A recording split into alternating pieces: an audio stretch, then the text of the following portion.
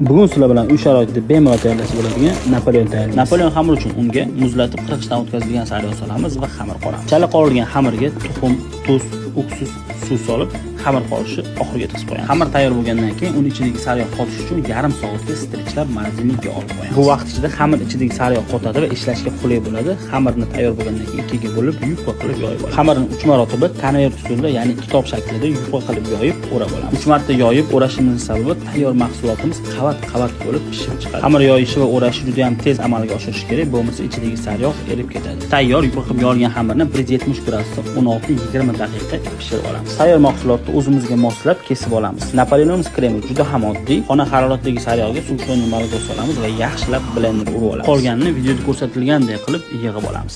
Har doimgi to'liq ma'lumotlar va retseptni opisiyadan topasiz. Instagram sahifalarimizga albatta obuna bo'linglar. Tez orada offlayn va onlayn kurslarga start beramiz. O'ylaymanki, bu Napoleon usuli juda ham oson. Har biringizni uy sharoitida bemalol tayyorlab ko'rsatadi. Xamirni chetidan chiqqan ushoqlarini maydalab Napoleon ustiga sepib chiqamiz va uni bir kunga xolodilnikka olib qo'yamiz.